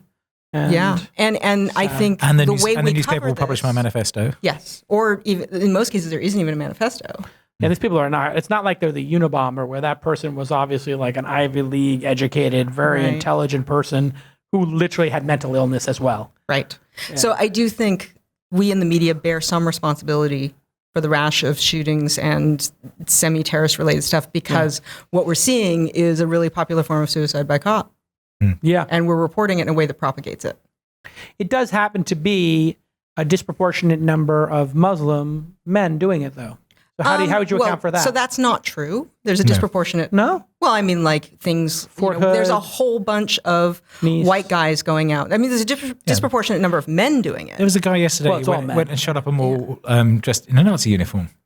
Oh, yeah? And there's things like the Planned Parenthood shooting. There's the we've theater. had some of like those, there's Aurora. Yeah, like there's plenty. But the reason you think this is because the way the media covers it. No, it's because the guy who was in Orlando got on the phone and said he was pledging his allegiance to ISIS. But that's so I read exactly the transcript. But I'm saying the reason you think it's usually Muslims. Well, he was a Muslim as well. But people think that. Right. No, I don't think it. It was a literal fact. But the point is that that's the one that gets the wide reporting. Okay. Whereas some guy shoots up his workplace and he looks like you or I. He's mentally ill. He's mentally ill. Yeah. Those happen a lot too. I mean, obviously, but they don't get Orlando dude was mentally ill, but everybody points out that he was Muslim and swore himself for ISIS. Right. Nobody, if that's what the media is talking about, it's possible he was both. It's almost undoubtedly true he was both. It's probable because he also was reportedly gay or closeted gay. Well, I mean, and we don't even need to know all this. Like, it's kind of actually. I think it might one be. Of the reasons, part of the reasons that I don't want to talk about all these things is because as you kind of fill out this profile, you're creating. You're creating a locus of attraction. If we just talk about things in terms of mentally ill people who are not getting the resources they need and eventually turning this way, I think we have a more productive conversation. Yeah, right. And a truer one. Yeah, fascinating. All right. So what have we learned here? Number one, we all like talking to each other, and we're not that far apart. But on Twitter, we fight like rabid dogs. Why is that? We talk on Twitter. We don't get that far apart. But on Twitter, it's easier for the angriest thing to be the loudest thing. It is. It's interesting because I was friends with Neil Dash, and now he was weird. Like he just sort of. I don't understand why he would block me and not just have a conversation. It's because at some point, he's doing what you asked him to do. He's backing away from you. Yeah, that's fine. Yeah, that is or it might be because I'm group blocked. I was put on this was one of the best things that ever happened. I was put on the group block list by the socially conscious people. I don't know who they are exactly, but there's a group of so I guess I'm on the same list as Weave and Milo. What do you think Milo's motivation is? What's the motivation there? Because he was an internet guy, wasn't he? Had a I very blog much network. Try not to inhabit the heads of people that I don't know as well as I'm not them. It just seems like he's desperately wants to be famous. Yes, I mean he was a journalist. He was a kind of journalist, and he's still a kind of journalist. And he's still a kind of journalist. He's just become a slightly different kind of journalist because the Telegraph won't employ him anymore, and he's gradually found people to employ. So he's it's pretty much literally a white nationalist organization that he's it's an opinion. With. But he was writing for the Daily Telegraph in the UK, and he wrote some appalling sexist crap about why women should leave technology. And then he set up a blog network that got sued by the people he hired to write for it because he didn't pay them and so on. And then he moved to America and found another place to carry on this kind of thing. So. Bit of a charlatan. I remember when he did that blog network, he basically copied Weblogs Inc. and Gawker, which we were... But it was he did a bad copy of it, and then he didn't pay, and then one of these journalists killed themselves. And he was a blogger who had worked for us as well. It was kind of dark, and he didn't pay him, and the guy got in debt, and then he committed suicide. Yeah. So I mean, that's there's lots of ways to misbehave yourself, and he's found a new way. I really want to focus, and I think this would be a good idea for when we are talking about these things in general, on people's behaviors rather than our imagined ideas of their internal state. And again, it's the same kind of creating dark patterns. If you're saying, well, if we're talking about him in a sense, we're playing into his narrative too. It is interesting when people get this following of trolls. Could he have gotten? Is he responsible for what his audience does? And how do we parse that? I think there's no. I think one of the uncomfortable things about the internet is there's no binaries here. He's not responsible. He's not responsible. There's he's part of a group, and that group needs to be held accountable to its own behaviors, and that looks like there's a shared responsibility amongst everyone. And we don't really have tools for this. It's like one of the things I've noticed about this is that we have this very monolithic thinking from the 20th century. We're like, well, what replaces oil or something like that, where it's like we want one answer to things because there was one answer in the past. And obviously the answer in the future, when you think about it, is many things replace oil. Lots of little things all over the place. And so we have this like, there is a thing that is bad. How do we make it good? And I think the answer to these things is much messier than we want it to be coming from this much more clear-cut 20th century. Is Milo responsible for the things that his people do? Partly. People are also responsible for what they do themselves. People are responsible for how they perceive spaces and how they act on that perception. People are responsible for what they encourage, but they're not 100% responsible. I think that we have to live in a lot of shades of gray now. I think it's very interesting when you put that, Quinn, because previously your followers would have been acquired in real life over time with discussions or whatever, or speeches or whatever. He's got a group of massively anonymous global followers. They're not that anonymous. Well, no, or they. Well, in some cases they are, some cases they're not. Some cases they're just literally have Milo accounts. Would be endowed by another gatekeeper. If you get the job of reading the news, you would have 1 million followers because you were working for that news organization. Now they can grow organically in other ways. So there's good from that as well as bad. Yeah, you could have a group of people who go do a protest that is a valid protest that supports social change. You could have a group of it who harasses an actress and hacks her phone. Mm-hmm. Yeah. And that's disgusting. Whether or not something is disgusting totally depends on your perspective. But I do think one of the unproductive things we're doing right now is like dividing people up into good people and bad people. Sure. And I think it's much more interesting to say, okay, if we are going through this time of tremendous social change where we're seeing things like the brutality against Black people that has been there for hundreds of years, but now we're seeing it, how do we give white people tools to process this? And I think that's one of the things that gets left out of the conversation, which is one of the reasons why I try to do that, is that, okay, there's a bunch of people who have 400 years of culture baked into them too. And how do we give those people tools so that they can let go of, there's certain things. I kind of dislike the term white privilege because for me, white privilege puts together things no one should have with human rights. I much prefer the term human rights. It's also kind of a racist term. No, it's not a racist term. It's racist to me because you could be white and not have privilege. And that's so specifically, you could be white and not have certain things, but the things that you have because you're white are white privilege. Right. So it's definitional that way. Yeah, but they are words that feel loaded. When I used social justice word before, you were like, oh, that's loaded. I think white privilege is a very loaded word because you have a white person who suffered their whole life and they suffered for generations. They could have been in poverty. But they still can call the police more often than someone else. Right. So one of the things... but the white privilege is such a powerful word. Like you have this privilege. It's like you're a king or queen and they may not have ever felt like a king or queen. And I think that's creating this massive gap. But it is a word with a distinct meaning, which is that you have laws in your favor, effectively. And the fact that the US was written to have laws, especially in the favor of white people, is the history of it. Yeah. And the problem is I think a lot of white people probably... Well, I think people so many white people living in poverty and have no jobs right now and are on welfare, and that those people feel so disenfranchised that when you say you have white privilege and they don't actually feel any privilege in their life, they feel insulted. They feel I think there's a confusion between privilege and having a nice life. And there's nothing about white privilege. I think one of the things that's interesting about white privilege is there's nothing about it that doesn't mean that your existence doesn't make someone else's existence worse, even though you haven't done anything.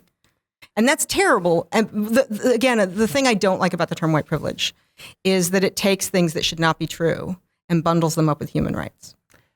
So for me, saying like being safe with the police is a human right. Sure.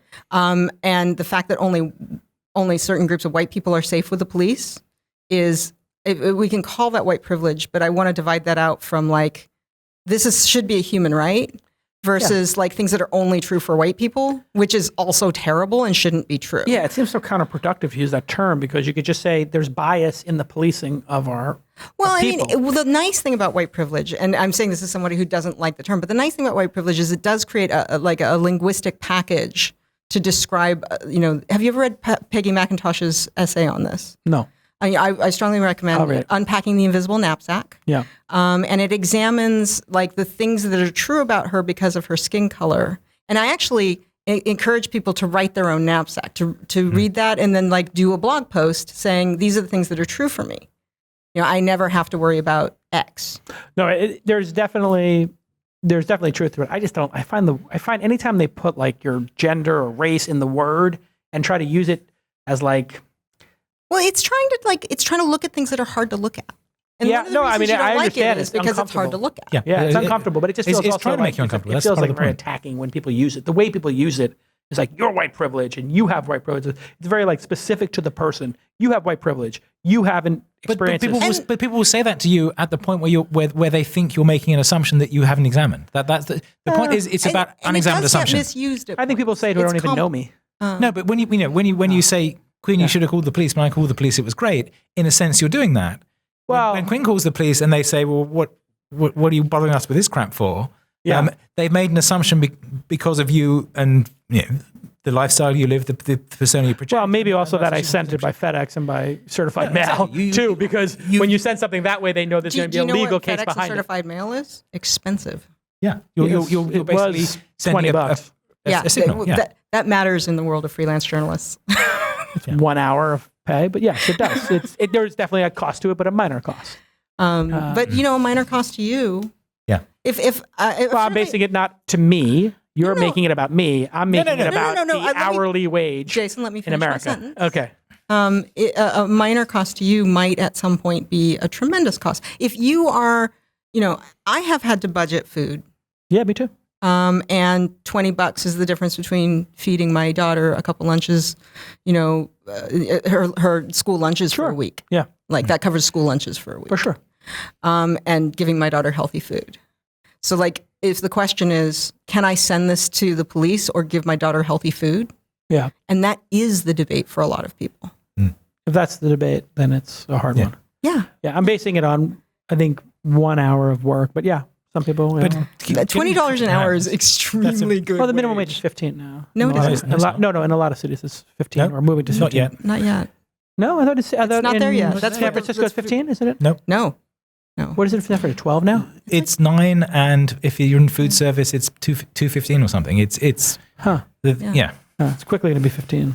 I hope 5 years to be 15. It's a slow process. But I'd certainly love to see the national get up there. My mom in the 1970s, when I was born, was working a minimum wage job, and she could afford a 1-bedroom apartment in Hawthorne, California. That would be nice. Yeah.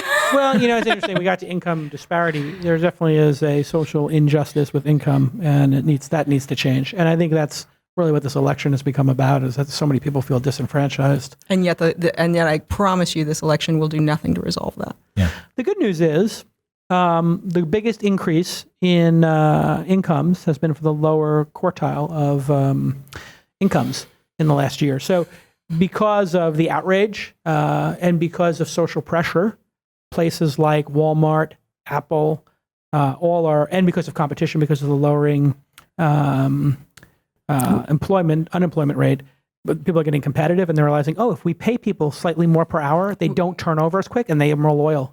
We've passed the point now. We passed this, I want to say last year, 2014 or 2015, where over 50% of children in public schools are on lunch assistance. Yeah. It's crazy. It's still got a long way to go, but I think this is one of the things about Obama's administration. It's getting better and worse in a lot of ways. Yeah. It's, globally it's getting better. Oh, for sure, globally. Yeah, but that's partly because we've moved a bunch of those jobs overseas. So and abject poverty has been cut in half. Globally, that's a good thing. Yeah. Locally, that can be hard, and it is. Try getting psych assistance in a hospital in San Francisco. We used to have anything related to mental illness was free, provided by the state. Yeah, real problem. At this point, we cut all that. It was a federally done thing. You used to be able to walk into any clinic. Reagan started disbanding this. Why is the federal government paying for mental illness? That should be a state thing. And they just got rid of this whole federal, if we want to stop these mass shootings, we want to stop some of this crazy behavior. Yes. If anybody with mental illness could walk into a clinic at any time and say, I need help, they would. Yeah. They almost always call for help. I'm now going to wildly agree with you. Don't delete your account on this one. I'm going to keep my account, but only to tweet about what we agree on. Quinn. Let me ask you this. I had this idea that if I wasn't following you and it was the first time you were tweeting at me, or you were an account that had been flagged previously by downvotes from other people, your tweet would be blurred in my feed until I clicked it and unblurred it. And it would say, potentially objectionable, or you've never tweeted with this person. And then you just click or swipe and it unblurs. In other words, if I'm Leslie Jones, Milo's attacking me, telling me I'm a fat pig, and he's dated better looking guys. One of the other things that's really difficult about this is that I'm not sure, as a professional woman on the internet, I'm not sure that me not seeing your abuse is actually the condition I want if other people are seeing it. Right. Okay. And that's a difficult one for me. I have no Quinn Pat answer for this, but if everyone decides to start kind of attacking me and roasting me in forms where I can't see it, I'm not sure I'm completely okay with that. These are two different problems, but they're related. But because this answer, it's the same tweet. This answer makes me uncomfortable in that if I want to know that's happening, there's a lot of ways for people to kind of throw a sheet over it, so it's harder for me to notice it. And frankly, I do troll my name to see who's threatening to kill me because I would like to know. It is one of the... But you would like that as a separate thing from... I do prepare myself before I do that. So take a deep breath. So part of this is having a bit more nuance between an at reply going straight to you by default. Yes. An at reply going to a different holding pen that you can choose to go and look at. And blurring maybe. Blurring maybe not, but blurring is going to just encourage you to click it. Well, I don't know, but you know what we could do here? Well, we could fund a study and actually not have to pull these answers out of our butts. Speaking of funding, as we wrap up here, listen, number one, it's delightful to have you both on the program, and we don't always have to agree on everything, and we can have different opinions. Have I convinced you that real name verification doesn't fix any of these problems? On the real name verification. So I agree that people will use their real names and abuse people. Mm-hmm. I do think that if people could opt to only have real names, and only see real names, they could lower the abuse level significantly. Okay. Can I tell you one other problem with real names policies? Sure. I work a lot with internet security. Yeah. And one of the reasons I don't send any of this stuff to any platforms is because I don't need to see it on Pastebin later. Pastebin later. I don't need, if any of these companies have all of my vital information. They're going to lose it. Yahoo just had everybody got it. Yeah. And go to the site, have I been pawned? It's pwned? Pwned? How do you say pwned? Have I been pwned? And that's literally, I've been pwned 10 times. It's every platform's been pwned. Don't give your information to a platform. Well, now I'm a 16-year-old Japanese girl, and I have a VPN from Japan, and everything is just Hello Kitty and everything. Nice to meet you, Ray Kurzweil. What's that? Ray Kurzweil. It's a long story. Ray Kurzweil is a 16-year-old Japanese girl too. Some of the time. Yeah, some of the time. But yeah. Well, he's transitioned, or he's. No. This is an old joke. This is an old presentation he made about identity play, essentially. Oh, well, maybe that's where I got it from. It might be, but yeah, it's I do think collecting a lot of this information puts people, until we have a completely different security model for the internet. Anything that you collect on me, I assume, can get breached. Of course it can, yeah. And so that's another issue with real names policies is that these companies cannot keep this stuff secure. Trigger warnings. What's the story with these trigger warnings? Because this seems to me to be a line too far. Maybe, I don't know if you guys agree or not, but artists whether it's a movie or a book, are going to have to tell you if something horrible that could be offensive to somebody else. Movies already have to do this. It's called a rating system. They have big green things or red things in front of them, and they say may contain stuff. So they're content That's warnings. already there. Yeah. So for movies. But a trigger warning is a content warning. It's saying this may contain certain things. Sure. Brace yourself for it or decide not to read it. Right. So it's basically a little heading before you read it. I have a little bit of objection to how trigger warning is being used, partly because, and I have been public about this, I carry the diagnosis of post-traumatic stress disorder. Yeah. It's a serious mental illness, and it definitely is life-interrupting. I had it too. I had it at 9/11. So, I've been through therapy and all that, and where that came from was kind of like figuring out how to accommodate kind of things that would trigger things like intrusive imagery or hypervigilance in PTSD sufferers. I had the same thing. Every time I would see anything to do with the towers coming down, it would cause a physical reaction. I was undiagnosed PTSD for many years until I talked to somebody and said, you have PTSD. And then I went to a therapist and I had PTSD and I did talk therapy and I got through my fear of buildings collapsing and people dying who don't deserve to die. But yeah, this trigger warning. So it's like, but I just basically, the way I dealt with it. So the point is, I just didn't watch 9/11 memorials. And on 9/11, I didn't turn the TV on because I knew it was going to be an onslaught of. So that was a trigger for you. And that's huge trigger. That's the medical thing that it comes from. Yeah.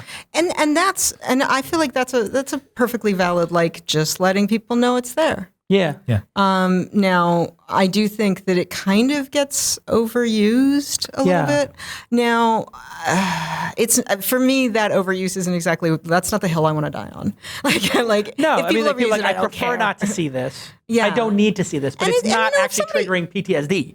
But at the same time, It isn't for you. But if I know that you don't want to see these things, I'm fine not sending it to you. Sure. One of the other things that is a problem on social media, and I think the kind of overuse of trigger warnings points to this problem, is that you can suddenly be at any moment in the worst moment of someone else's life. Yeah. Sure.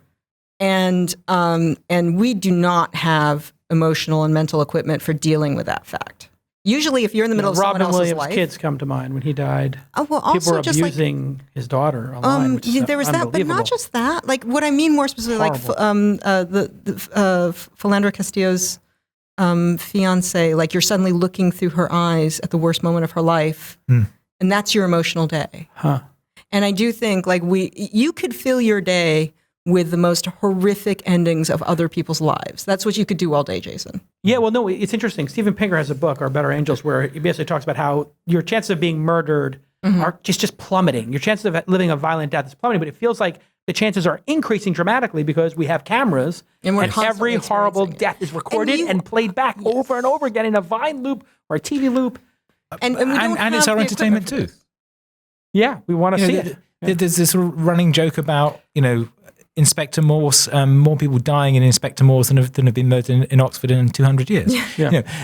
We take this and create it into entertainment because it's a dramatic moment. Yeah. The thing that's also changed is that, as you say, these moments that are real and they don't have dramatic catharsis around them and don't have a resolution for us are being shown to us as well. And to some extent, we should be looking at some of those. But it's also, we can have our day hijacked by it at any moment, and that can be your day. That can be the end of your day right there. So I think like the fact trigger warnings and safe spaces to some degree are a way of saying, God, there's got to be a way out of this. I've got to be able to get through a day without seeing one of these videos. Yeah. And I don't think they're the effective way of doing that. I think they're the hack together thing we're doing at this early phase of the 21st century. Yeah. But in these colleges, they're like, I have a lot of sympathy for that. Like if you're kind of under assault all day long and then you just go somewhere where you can relax. I mean, we all have had that experience in one form or another.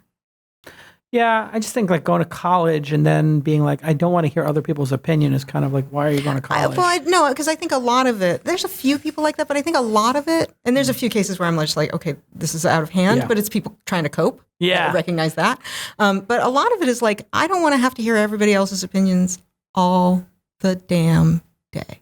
Which is what social media has allowed, which is what the democratization of content delivery has allowed. So sometimes being able to walk into, and for a lot of people one of the reasons why I kind of am ambivalent when people talk about safe spaces is that the people who go use explicit safe spaces are more likely to be people who don't have the implicit safe spaces that people with more usually economic privilege have to walk into. Like, you have a place you can walk into where you are completely safe from any of that crap.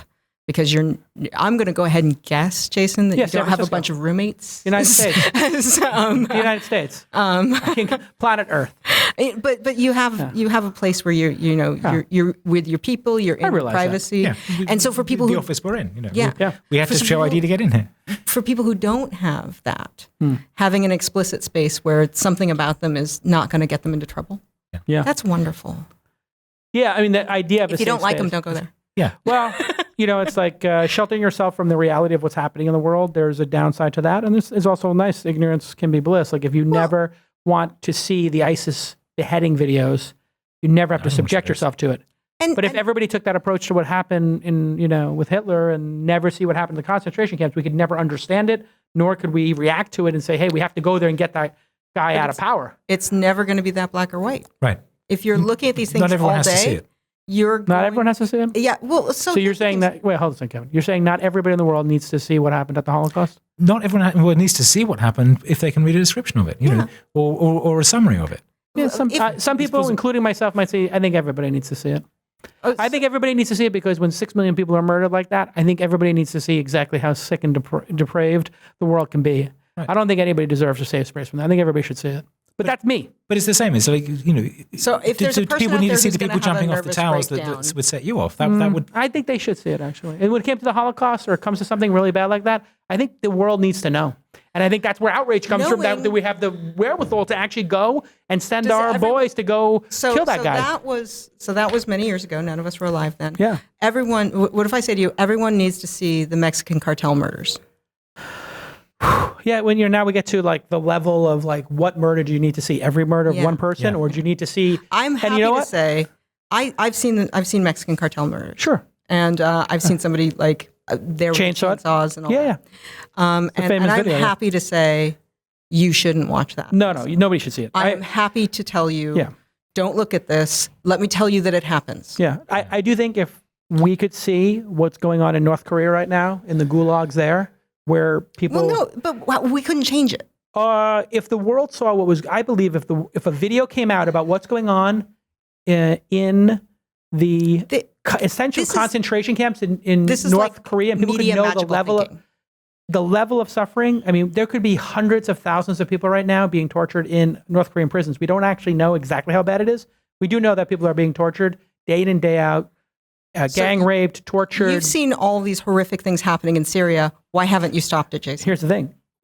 You don't know that I'm not in favor of intervention there. So I may vote for intervention. Why haven't you specifically stopped it? Yes, exactly. And sometimes there's a level in which things could be occurring that we're not aware of, that if the world saw, they would change. So this is where it's like. But I think there's a magical thinking about this, that awareness creates change. Not always. And I think there's always magical thinking about it. But it did with Hitler. At a certain point, when we started seeing it didn't. Yeah, when people started seeing it, that's what started the change. No. It was after they'd been defeated. Yeah, that people they found the concentration camps. No. Our government and people started to see exactly what the level of suffering was, and you can look at the history of it. As people started to see what was happening, and the pictures came out, and the stories came out, that's when we said we have to get in there. I've been looking at a lot of this history, and frankly, they lost on the Eastern Front as much as they did on the Western Front. Okay. And, it could be revisionist history. Yeah. But no, a huge number of people, the people who knew what was going on was a very small group. No, it was, and as it started to build, that's when we said we have to get in there. They were already committed to the war by the time they found out. Yeah. It's a situation where we've done a lot of revision on how we engaged with that. Yeah. And it was much more about winning the war, territorial issues in Europe than it was about concentration camps. I think one of the things is like the quote unquote good guys in that war want to pat themselves on the back for saving Jewish people when that was not really what happened there. All right. Well, they were playing to nuke Berlin. Welcome to episode 3, where we're going to take on the Holocaust here at This Week in Stars, and episode 4, where we're going to take on what's going on in North Korea, despots and dictators and revisionist history. Listen, thanks for coming on the program. And hey, if you appreciate Quinn's work, She is on Patreon. You didn't ask for this, but I wanted to make sure people know that this is something they can support. This kind of work that she's doing in the world is very important, I believe, and that you can go support her right now for $1 or $10 a month, whatever it is. And this is kind of cool. Go to patreon.com/Quinn Norton, or you can search for Quinn Norton Patreon. If you don't know how to spell any of this stuff, just type it into Google. But it's very cool. Like, you can actually, you're at $931 a month, $10,000 a year. It's actually starting, if we double, triple that, it could start to be like a third of an income here in San Francisco. But it's really helping. Congratulations. You're literally like you so 7x away from, and I say that in a way facetiously, but we all know that on the internet, the same way bad things can happen, good things can happen. And we could very easily see this goes 7, 8, 9, 10x, and you could actually have a livable salary in San Francisco. Which when did you start the Patreon? Last year. Yeah. So that's pretty interesting. It's like, it's a freelance gig. Yeah, it's turned really into a freelance gig. And I right now my Patreon commitments are I do a talk a month, and I'm hoping to kind of get up to doing an article a month. Love it. And I my most recent one that is online is called Life in the Invisible City, and it's about how to live on the internet. Huh. And it's poking towards some of the stuff that we've been talking about here. Yeah. And it's really, I'm really, really grateful to my Patreons who are kind of allowing me to do that work. I also use some of that to go train journalists, activists, and normal people in digital literacy and information security. So when you guys are on there on Patreon supporting Milo Yiannopoulos, just spin over and you can go ahead and do it too. I don't think he's got something. Kevin Marks does not have a Patreon that I know of, but you can find him on the internet. You can, if you want to send me money, I'm available on PayPal and all the usual. Exactly, but you're a technologist who makes a ton of money being a technologist, so you don't need to. Some of the time. You worked at Google for a while. I worked at Google for a while, yes. But you're not at Google anymore. I'm not at Google anymore. No, I'm a freelance technologist. So if you want to hire me, consulting for startups? Or? Yeah. Yeah. And you do mostly UX, architecture, design, product development, what? I do standards, thinking, strategy, coding. Oh, right. And generally being incredibly smart. Yes. Yeah, generally being very advising you on what not to do is a chunk of it. Yeah, where the landmines are, so to speak. All right, listen. What have we resolved right now? It's complicated. Let's leave it at that. Thanks to everybody for tuning in, and go ahead and follow at Quinn Norton. 3 N's in the middle there. QUINNN. Yeah, I got my name ORTON. We got to get Quinn for you, and Kevin Marks. But I think Kevin from Instagram has Kevin. Yes. So none for you. No Kevin for you. And you can follow me. I'm Matt Jason. If you like the show, one thing we always like to ask people to do is write a really nice, amazing, long, detailed review about what you like about the show. Now, if you have problems with the show, please email them to Jackie@launch.co or Jason@launch.co. Tell us how to make it better. If you love the show and you want to give a 4 or 5 star review, please, by all means, go to iTunes and write a review. But I do read, actually, my team looks at them and they send them, and like 10 people reviewed the show last week. It actually really helps with the rankings too, I understand. So that's nice. Thanks to the partners who support independent media like This Week in Startups. Couldn't do without you. Thank you, Emmy Award-winning producer Jackie. Thank you, Master Jake, for getting Facebook up and running. We got Facebook. We're doing Facebook Live now, so follow This Week in Startups. And thanks to the rest of the team. We'll see you all next time. Bye-bye. iTunes Review of the Week is from Mike. Big thank you for putting out the most unbelievable content for tech startups, entrepreneurs, and founders. Leave a review on iTunes and get featured on the show.